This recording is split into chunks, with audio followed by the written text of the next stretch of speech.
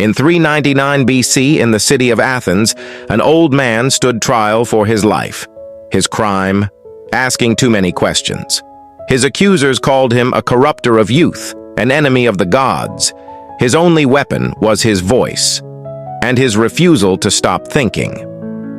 This is the story of Socrates, the man who never wrote a single word, yet became the foundation of all Western philosophy. Image generation prompt. Ancient Athenian courtroom scene, dramatic lighting, an elderly bearded philosopher in simple robes standing before a panel of stern Greek citizens, marble columns in background, painterly classical art style, warm golden light streaming through open archways, sense of tension and gravity. Humble beginnings. Socrates was born around 470 BC in Athens, the son of a stonemason and a midwife. He was no aristocrat. He grew up in the narrow streets of a city bursting with new ideas, a democracy still finding its footing, a hub of trade, art, and argument. He trained briefly as a sculptor like his father, but something else pulled at him. The strange, restless urge to understand what people actually meant when they used words like justice, courage, and virtue. To understand Socrates, you have to understand his Athens. This was the Golden Age, the age of the Parthenon, of tragic theater, of a bold experiment called democracy, where citizens voted directly on the laws that governed them. But it was also an age of war, plague, and political chaos. Athens fought a long, bloody conflict with Sparta. In this atmosphere of pride and anxiety, Socrates began wandering the marketplace, stopping anyone who would listen and asking questions nobody wanted to answer.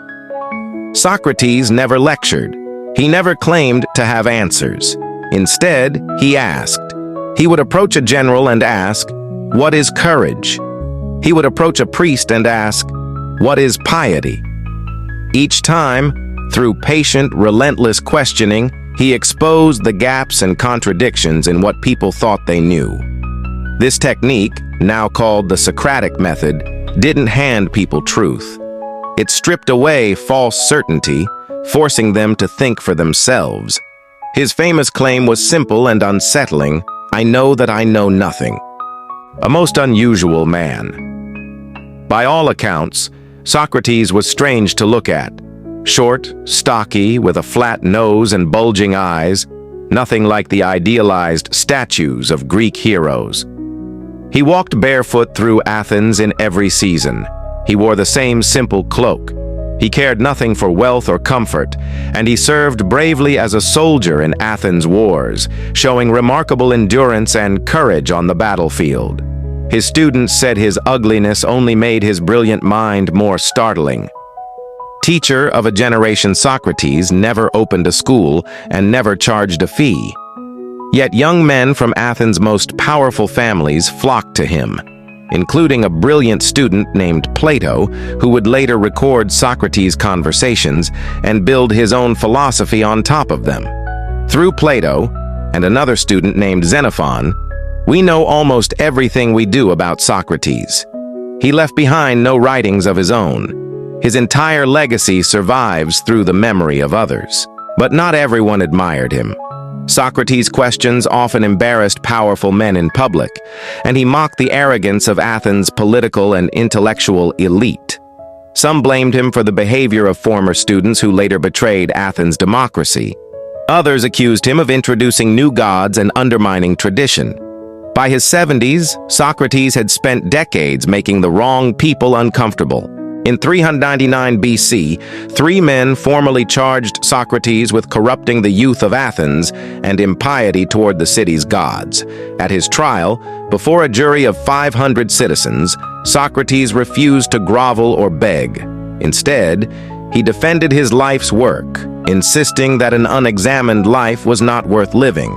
He suggested, half seriously, that instead of punishment, Athens should reward him with free meals for life, as a public benefactor. The jury was not amused. They convicted him, then voted for the death penalty. Socrates' friends arranged an escape.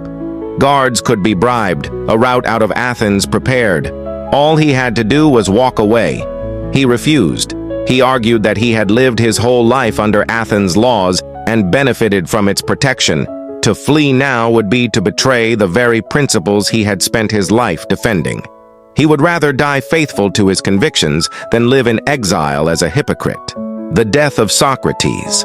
On his final day, surrounded by grieving students, Socrates spent his last hours discussing the nature of the soul and whether death was something to fear. When the time came, he drank a cup of poison hemlock without hesitation, calmly describing the numbness spreading through his body to those around him. His last recorded words asked a friend to repay a small debt, a final, almost ordinary act from a man facing the end with total composure. Socrates left behind no books, no school, no formal doctrine, and yet his death became one of the most consequential moments in intellectual history. Plato transformed his teacher's memory into philosophical dialogues that shaped logic, ethics, and political theory for millennia. Plato's own student, Aristotle, carried the tradition further still. Nearly every major branch of Western philosophy traces its roots back to that barefoot man in the Athenian marketplace, asking uncomfortable questions. Socrates never claimed to have wisdom, only the honesty to admit how little he knew.